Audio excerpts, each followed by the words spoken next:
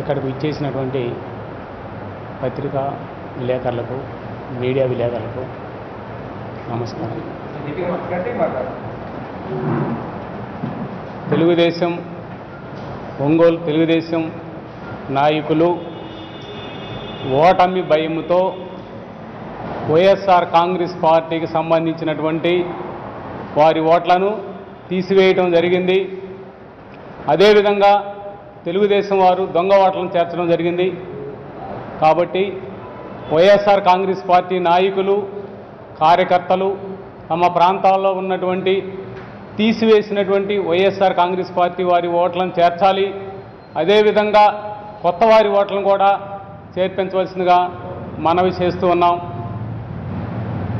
అదేవిధంగా తెలుగుదేశం పార్టీ వారు ఓటమి భయంతో చంద్రబాబు నాయుడు గారు ప్రధానిని ఆంధ్రాకు రావద్దంటాడు.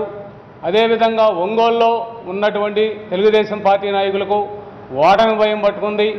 ఎన్నడూ లేని విధంగా వైఎస్ఆర్ కాంగ్రెస్ పార్టీ కార్యాలయాల్ని ప్రారంభిస్తుంటే ఓటమి భయంతో వైఎస్ఆర్ కాంగ్రెస్ పార్టీ వారిపై దౌర్జన్యం చేయడము, అదేవిధంగా వాళ్ళ మీద అక్రమ కేసులు బరాయించడం దారుణము.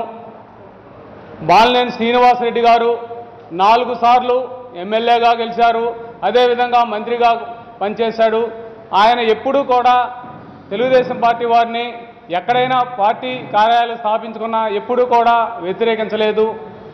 అదేవిధంగా ఎక్కడా కూడా పార్టీ కార్యాలయం స్థాపించవద్దని చెప్పలేదు. కానీ కేవలం ఒక్కసారి మాత్రమే ఎమ్మెల్యే గెలిచినటువంటి ఈ దామచర్ల జనార్దన్ గారు ఓటమి భయంతో పార్టీ కార్యాలయం, వైఎస్ఆర్ కాంగ్రెస్ పార్టీ కార్యాలయాన్ని స్థాపించవద్దని అదేవిధంగా ఎదుర్కోవడం జరుగుతుంది. ఒక తెలుగుదేశం పార్టీ వారు ఒక విష సంస్కృతిని ఒంగోలులో ప్రవేశపెట్టారు. ఏ పార్టీ వారైనా సరే, ఏ ప్రాంతంలో అయినా సరే పార్టీ కార్యాలయాలు స్థాపించుకోవచ్చు, అదేవిధంగా ప్రచారం చేసుకోవచ్చు. కానీ తెలుగుదేశం పార్టీ వారు ఓటమి భయంతో ఈ విధంగా పార్టీ కార్యాలయం ఏర్పాటు చేసుకోవడం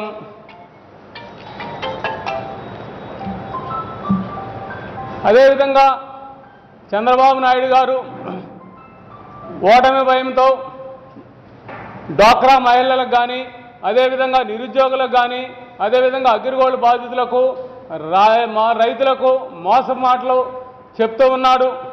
అదేవిధంగా నిరుద్యోగులకు ఎన్నికలు వచ్చేసరికి నిరుద్యోగ భృతి అనేది ఇప్పటికిప్పుడు 2000 చేయడం అనేది జరుగుతుంది. కానీ అదే జగన్మోహన్ రెడ్డి గారు కనుక ముఖ్యమంత్రి అయిన వెంటనే ఉద్యోగులందరికీ ప్రతి గ్రామ సచివాలయం ఏర్పాటు చేసి నిరుద్యోగులందరికీ ఉద్యోగ వ్యవస్థ కల్పించడం జరుగుతుంది. అదేవిధంగా చంద్రబాబు నాయుడు గారు డ్వాక్రా మహిళలకు 10,000 ఇచ్చి 3 చెక్కులు ఇచ్చి మోసం చేయడం జరుగుతుంది. ఎందుకంటే త్వరలో ఎన్నికల నోటిఫికేషన్ జరుగుతుంది కాబట్టి 2-3 చెక్కులు చెల్లతాయో చెల్లవో తెలియదు. అదే జగన్మోహన్ రెడ్డి గారు